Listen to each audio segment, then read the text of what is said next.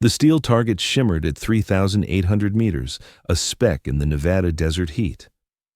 "Impossible," Colonel Vincent Sharp declared to his elite trainees, his voice dripping with absolute certainty. "No human being has ever made a consistent kill at that range in these conditions." The desert mirage danced between them and the distant target, making accurate measurements seem like pure fantasy. None of the 20 assembled marksmen noticed the lone figure on the ridge above, methodically assembling a weapon that didn't appear in any standard military catalog. In the space between Sharp's confident smirk and his next breath, the target exploded into twisted metal fragments. Confusion rippled through the group like a shock wave. They hadn't heard a shot. 4 seconds later, the distinctive crack of a high-powered rifle echoed across the Nevada wasteland, bouncing off canyon walls. Sharp's weathered face drained of all color as he whispered 2 words that made hardened soldiers step back. "She's back." Welcome to the Story Chronicles, where legends are born from the ashes of betrayal, and justice finds its mark no matter how long the shot. The morning sun blazed mercilessly across the Mojave Desert Training Facility, turning sand into furnace and metal into brands. 20 elite snipers sat in perfect formation before Colonel Vincent Sharp, whose chest bore 3 decades of campaign ribbons and combat decorations. His reputation preceded him like a shadow across 2 continents. The most feared instructor in advanced marksmanship, Sharp had personally trained 4 generations of America's deadliest long-range specialists. His kill record remained classified, but whispers in the Spec Ops community suggested numbers that bordered on mythical. "Gentlemen," Sharp announced, his boots crunching on superheated sand as he paced before his students. "Today we separate the professionals from the pretenders." His face, carved by desert winds and scarred by shrapnel from 3 different wars, cracked into a predatory grin. "Every marksman thinks he's special until physics humbles him." He gestured toward the distant steel plate, barely visible through waves of heat distortion at an impossible 3,800 meters. Most trainees squinted through their optics, struggling to even locate the target with high-powered scopes.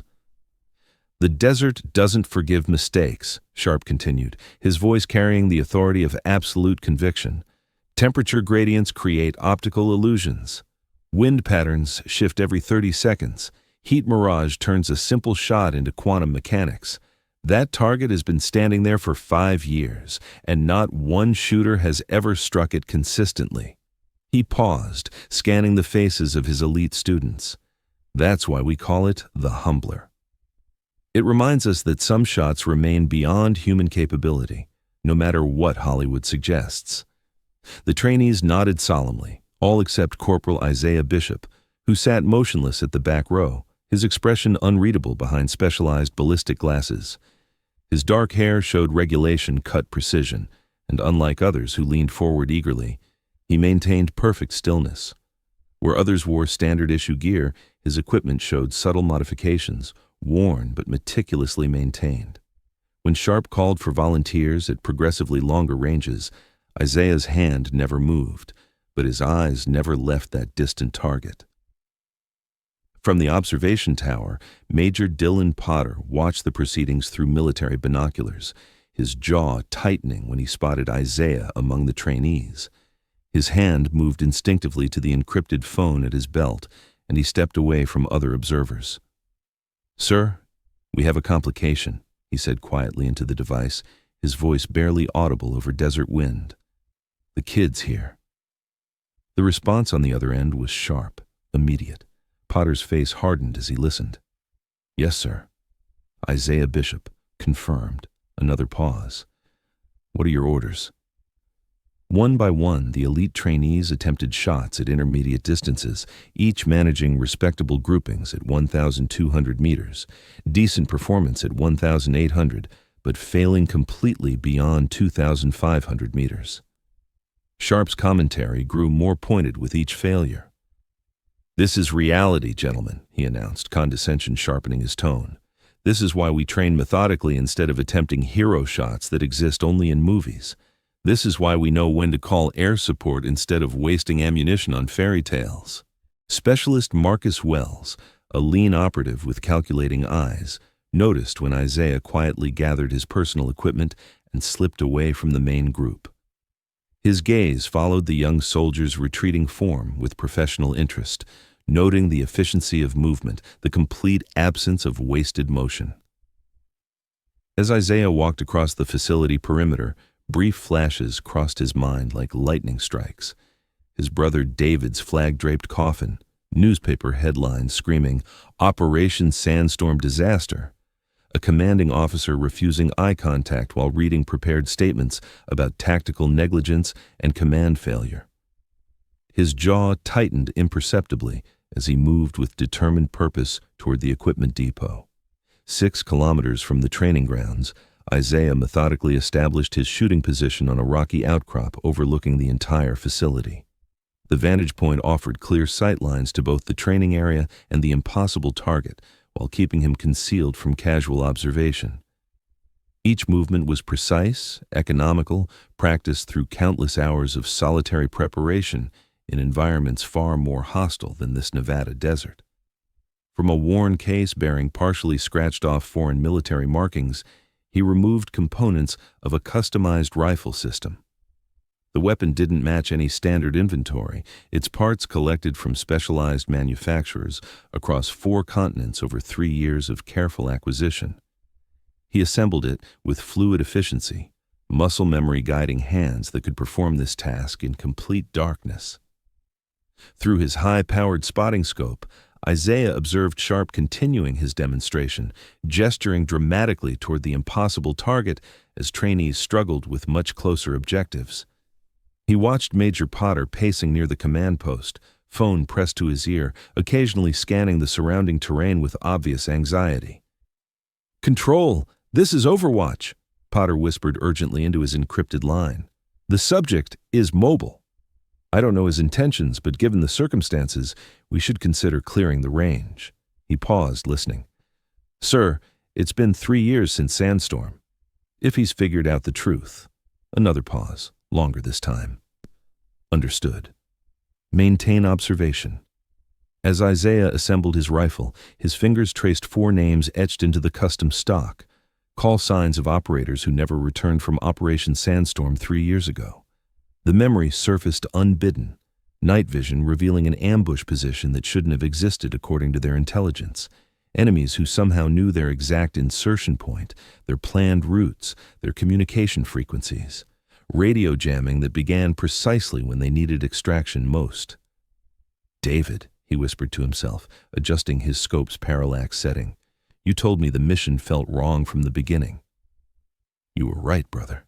They were never supposed to bring us home." With supernatural focus, Isaiah calculated the complex variables affecting an extreme-range shot in desert conditions. Wind speed and direction at multiple elevations, shifting every 40 seconds as thermal columns rose from superheated sand.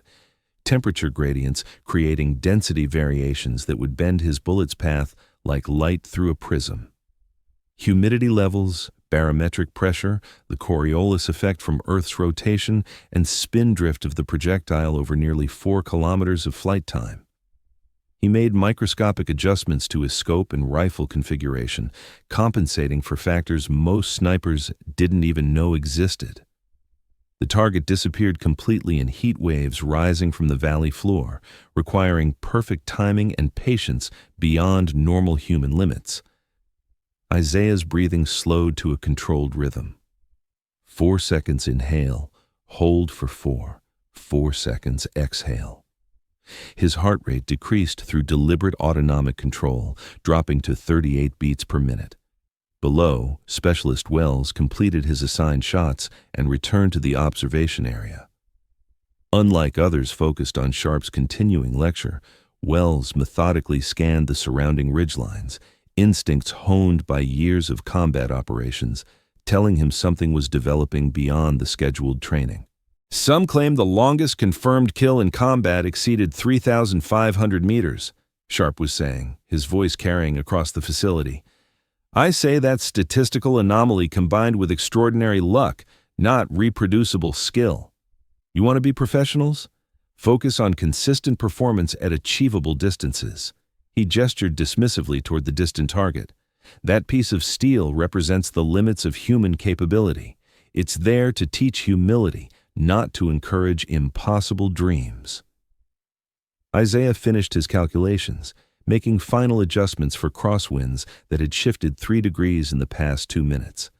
His breathing slowed even further as he settled behind the rifle, becoming one with the weapon, the earth, and the mathematics of long-range ballistics. Years of obsessive training had taught him to read desert conditions like others read books.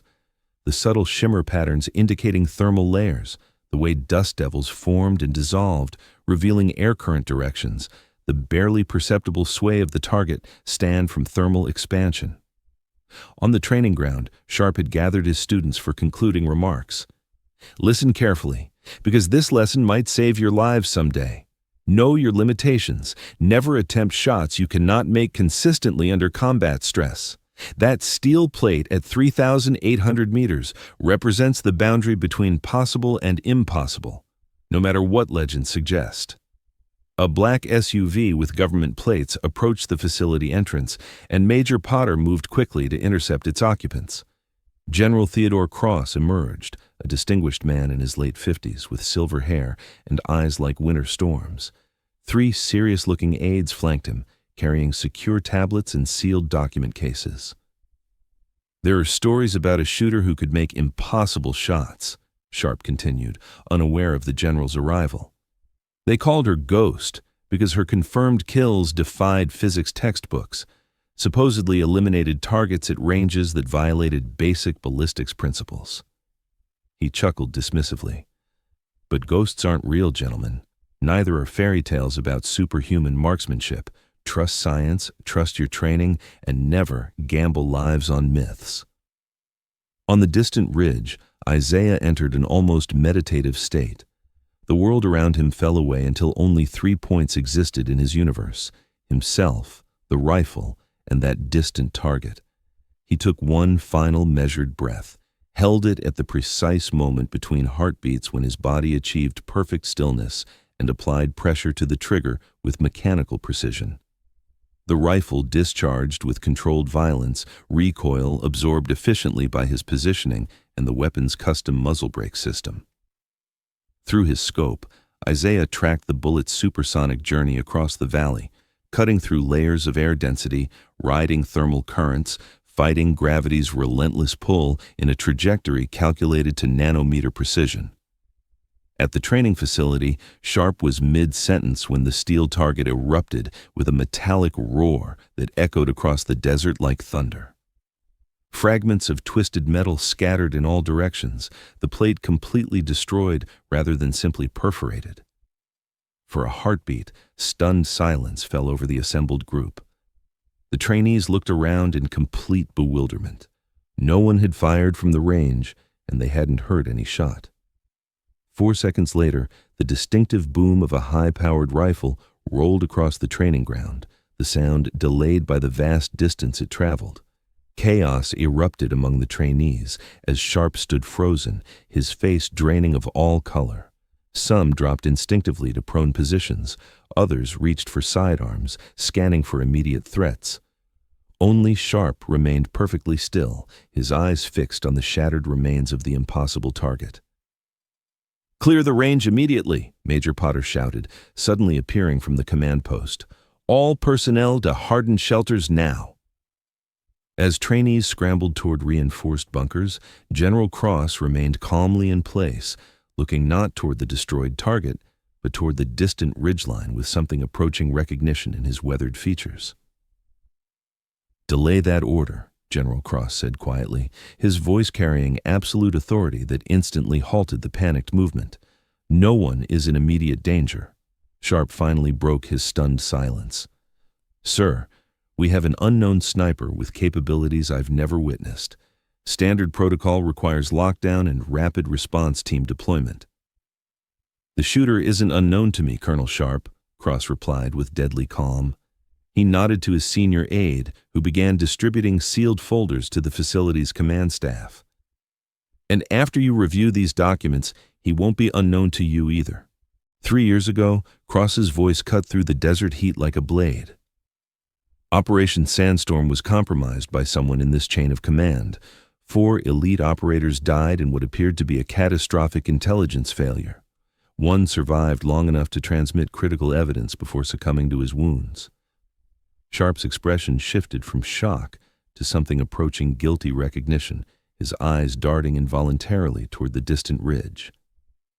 That evidence was suppressed, Cross continued, as his aides distributed classified folders to the assembled officers. Until 2 days ago, when NSA cryptographers finally cracked the encryption. Senior instructors opened their folders with increasing disbelief. Security footage showed Sharp meeting with known terrorist intermediaries. Bank records detailed payments to offshore accounts totaling $2.3 million. Communication intercepts revealed classified operational details transmitted through encrypted channels to enemy forces. As comprehension dawned among the command staff, Sharp lunged toward his sidearm. Before his hand touched the grip, a red laser dot appeared centered on his chest, perfectly steady despite the 3,800-meter distance. "I wouldn't recommend that course of action," General Cross said with deadly calm. "Corporal Bishop has already demonstrated his capabilities today." 2 military police officers emerged from the command building and took positions flanking Sharp, who stood rigid with barely controlled fury and growing fear. "Sir," Specialist Wells asked quietly, having moved closer during the confrontation. "Who exactly are we dealing with?" General Cross's voice carried across the suddenly silent facility. "Corporal Isaiah Bishop, whose brother David was the team leader killed in Operation Sandstorm. Isaiah has spent 3 years gathering evidence, developing extraordinary marksmanship skills, and waiting for the right moment to deliver justice." The general turned to address the assembled trainees directly. 3 years ago, David Bishop led a 4-person reconnaissance team into what intelligence suggested was a terrorist weapons cache. Upon infiltration, they discovered not weapons, but a carefully prepared ambush. 3 operators were killed immediately. David Bishop survived long enough to realize they had been betrayed, to record evidence of that betrayal, and to transmit encrypted proof before enemy forces overran his position. Cross's expression darkened as he continued. When rescue teams finally reached the site, they found evidence of systematic intelligence leaks. Rather than investigating properly, certain individuals in the command structure chose to classify David Bishop's final transmission and blamed the disaster on tactical negligence. Major Potter stepped forward, military bearing betraying subtle tension. "General, why is Bishop here now?" "Because yesterday, intelligence assets recovered this," Cross replied, holding up a data storage device.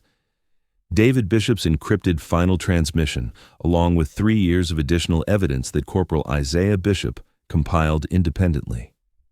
Indisputable proof that Colonel Sharp sold operational intelligence to terrorist networks, resulting in the deaths of 4 American soldiers." Sharp, still targeted by the distant laser, finally found his voice. "You have no proof that will survive legal challenge. I understand how this system works. I'll receive administrative discharge, maybe serve minimal time in minimum security. These situations get buried, they always do." "Not this time," General Cross replied with finality. "Corporal Bishop didn't just provide evidence of your direct treason. He identified every individual involved in the cover-up conspiracy." At that moment, a military transport helicopter appeared over the ridge where Isaiah had positioned himself. As everyone watched, the aircraft touched down briefly before ascending again, now carrying a passenger. "Specialist Wells," Cross said, "assemble all trainees in the main briefing room in 20 minutes. They deserve to understand what happened 3 years ago and why it matters to their development as professional soldiers." As trainees filed toward the facility buildings, Sharp was escorted away in restraints by military police. General Cross remained in position, watching the helicopter approach the landing pad adjacent to the command center. "Major Potter," he said without turning, "you've been remarkably quiet since our arrival." Potter swallowed visibly, his military composure cracking. "Sir, I was following standard protocol when I reported unusual activity." "Indeed," Cross replied. 3 years ago, were you also following protocol when you delayed the quick reaction force that might have reached David Bishop's team in time? Before Potter could respond, the general continued with prosecutorial precision. Corporal Bishop's evidence includes detailed records of your communications with Sharp before, during, and after Sandstorm. Banking records showing payments to your personal accounts, even recordings of phone conversations. Potter's hand moved subtly toward his sidearm, but Specialist Wells tackled him before he could draw. The weapon clattered across sun-baked ground as Wells efficiently secured Potter's wrists with flex cuffs. "Outstanding reaction time, Specialist," Cross noted with approval. "My unit served alongside David Bishop in Afghanistan, sir," Wells replied, his voice tight with controlled emotion. "Call sign Reaper. He saved my squad during a Taliban ambush in Helmand Province. I've been wondering about Sandstorm for 3 years.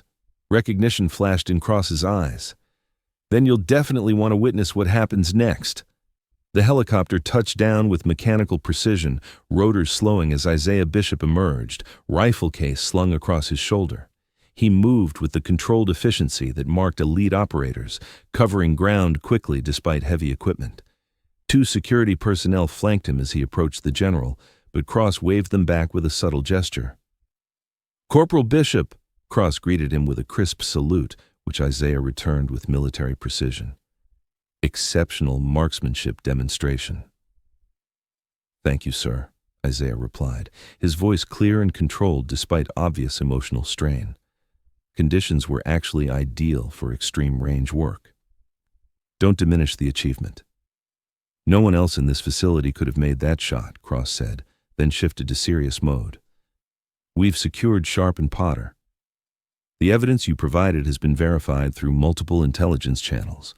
Additional arrests are proceeding across 3 continents as we speak." Isaiah nodded once, his expression revealing nothing. "The others involved, sir?" "The Secretary of Defense authorized the operation personally. Teams are moving into position now. By midnight tonight, everyone connected to Sandstorm will be in federal custody or confirmed eliminated." For the first time, something resembling relief flickered across Isaiah's controlled features. "Then David didn't die for nothing." "No, Corporal. Your brother's sacrifice was not in vain," Cross replied quietly. "There are people inside who need to hear the complete truth. Are you prepared for that?" "Is that an order, sir?" "A request. These trainees deserve to understand the real cost of integrity in our profession." Isaiah considered this carefully, then nodded. "For David and the others. They deserve to have their stories told correctly." An hour later, the facility's main briefing room was filled beyond capacity. Trainees sat at rigid attention as General Cross addressed them from the podium, with Isaiah standing at parade rest to his right. "What I'm about to share carries the highest security classification. By presidential order, that classification has been temporarily suspended for this briefing only." Cross activated the room's projection system, displaying tactical maps and mission parameters. Operation Sandstorm was designed to investigate reported terrorist weapons caches at this compound in the Syrian desert. David Bishop commanded a 4-person team selected for exceptional capabilities and proven reliability. The display showed helmet camera footage recovered from the operation. This footage comes from David Bishop's personal recording system. All team leaders maintain backup recordings independent of standard command networks. The room watched in absolute silence as the mission unfolded. The team's methodical approach through hostile terrain. The moment they realized the intelligence was fabricated. The instant when professional soldiers understood they had walked into a carefully planned execution. The footage showed precision fire from multiple concealed positions, operators falling despite perfect tactical positioning and superior training. David Bishop calling desperately for extraction on communications that returned only static interference.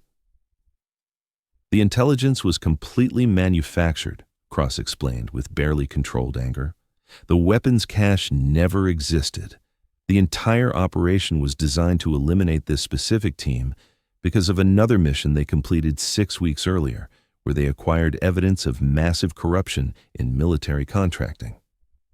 The footage continued, showing David Bishop fighting desperately to reach his fallen teammates, performing combat medical procedures under continuous enemy fire, ultimately being forced to retreat when ammunition reached critical levels. The final frames showed him wounded, alone, but still transmitting encrypted evidence through his personal communication system. Cross paused the footage. David Bishop died as he lived, protecting his brothers and serving his country with honor. His final transmission contained enough evidence to expose a conspiracy that reached the highest levels of military command. The general turned to face Isaiah directly. "Corporal Bishop, on behalf of the United States Army, I formally apologize for the injustice your family endured." He removed a velvet case from his aide and opened it to reveal the Silver Star. "For gallantry in action against an enemy of the United States, and for your unwavering commitment to truth and justice over 3 years of personal sacrifice, it is my honor to present this decoration in your brother's name." As Cross pinned the medal to Isaiah's uniform, the assembled trainees rose spontaneously in thunderous applause. Isaiah remained at rigid attention, though those closest could see moisture in his eyes. When the general stepped back, he gestured for Isaiah to speak. The room fell completely silent as he approached the microphone. "I didn't come back for medals or recognition," he said simply, his voice carrying clearly through the hushed space. "I came back because I made a promise to my brother and 3 other soldiers who didn't return home. I promised them that the truth would come out, that their families would know they died with honor, not because of negligence or betrayal." He looked across the room, making eye contact with several trainees. "The lesson here isn't about impossible shots or legendary marksmanship. It's about loyalty to your team, standing by your brothers and sisters in arms no matter the personal cost, even when the entire system turns against you, even when it takes 3 years to prove the truth. Join the Story Chronicles, where every mission matters and no soldier is ever forgotten." Later that evening, as the desert sun painted the Nevada sky in brilliant oranges and purples, Isaiah stood alone at the edge of the training ground, looking toward the ridge where he had made his impossible shot. General Cross approached quietly, maintaining respectful distance. "The paperwork is complete," Cross said.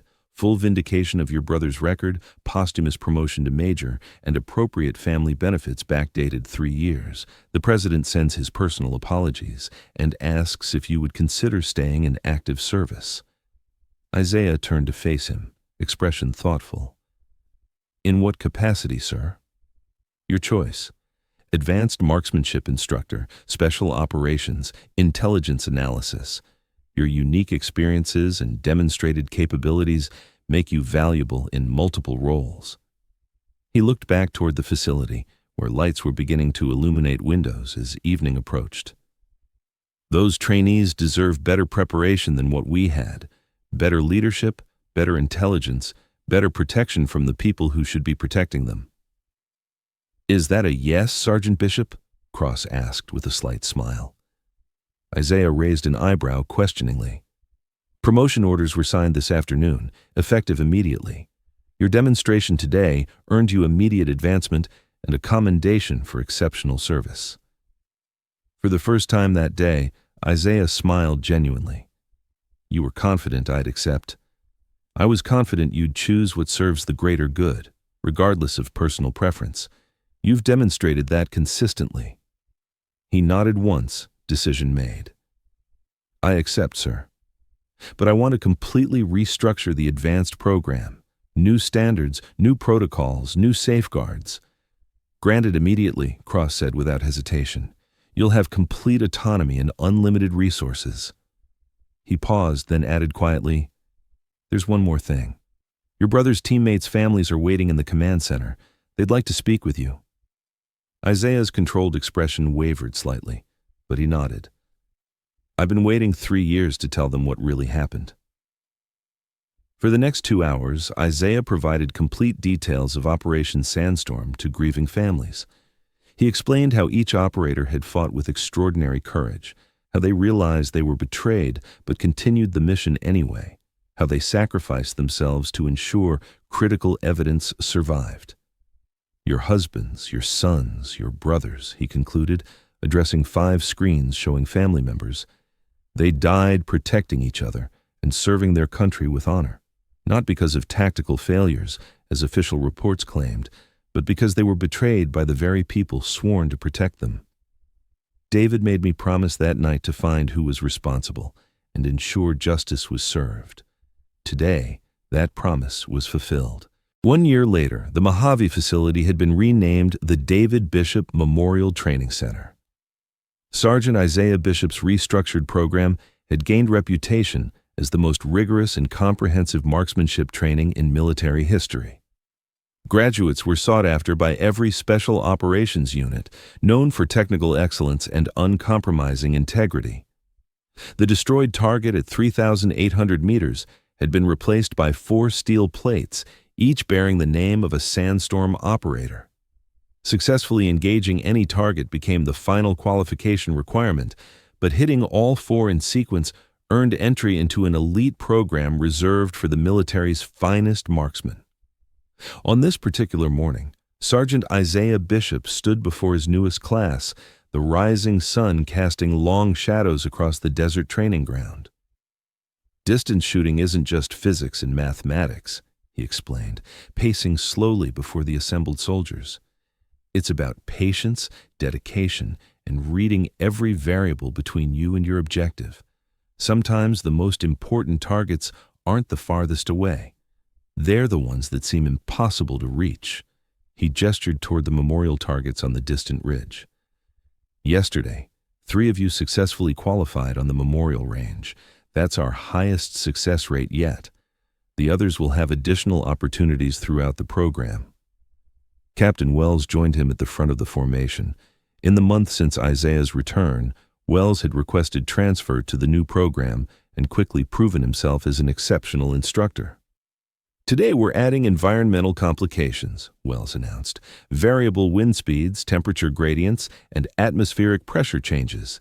The sensors positioned across the range provide surface readings, but you'll need to calculate variations at different altitudes independently. The trainees listened with complete focus as Isaiah continued the briefing. Over the past year, he had revolutionized approaches to long-range marksmanship, incorporating lessons learned during his 3 years of independent research across various global environments. After dismissing the training session, Isaiah walked alone to the memorial ridge where he had made his defining shot. 4 granite stones now stood in formation facing the setting sun. Each bore the name, rank, and final call sign of an operator lost in sandstorm. It had become his daily ritual to visit this place, a moment of connection with brothers who would never return home. He placed a single brass cartridge on each stone, a marksman's tribute to fallen comrades. As he completed the ceremony, footsteps approached from behind. A young trainee stood at respectful distance, clearly nervous about interrupting the legendary instructor, but determined nonetheless. "Sergeant Bishop," the trainee began carefully, "permission to ask a question, sir?" Isaiah nodded. "Granted. Is it true what they say about your shot? 3,800 meters with variable wind conditions using a non-standard rifle system?" Isaiah studied the eager young face before him, recognizing the same hunger for excellence that had once driven him, the same desire to push beyond established limitations and achieve the impossible. The distance and conditions were accurately reported, he confirmed, but the rifle was heavily customized over 3 years of preparation. "What was going through your mind when you took the shot, sir?" Isaiah looked back toward the memorial stones, then toward the distant facility where the next generation of elite soldiers was preparing for whatever challenges awaited them. "I wasn't thinking about the shot itself," he said quietly. "I was thinking about a promise I made to 4 operators who trusted me with their truth, that no matter how long it took, no matter what obstacles appeared, justice would find its mark." He turned back to the eager trainee. The shot was just mathematics and preparation. What mattered was honoring the fallen and protecting the living. Some targets are visible at great distance, others take years to identify and engage. But with patience, proper preparation and unwavering commitment, every mission can succeed. The trainee nodded seriously, absorbing the lesson completely. Now, Isaiah said with a hint of genuine warmth, if you want to learn how to make shots like that consistently, report to the advanced qualification range at 0500 tomorrow. Captain Wells and I conduct special training sessions for anyone willing to put in the additional work. As the trainee hurried away with obvious excitement, Isaiah remained by the memorial stones, watching sunset paint the desert in spectacular colors. In the distance, he could see the training facility glowing with activity as the next generation of professional soldiers prepared for their future missions. Stay with the Story Chronicles, where every story ends with justice served and honor restored. He placed his hand briefly on the central memorial stone, bearing his brother's name. We made it count, David, he said quietly to the desert wind. Just like you asked. Then he turned and walked back toward the facility, ready to continue transforming tragedy into triumph, ensuring that what was broken could be rebuilt stronger and better than before. The wind picked up slightly as he walked, and without conscious thought, he noted its direction and velocity with the instinctive precision that never truly faded.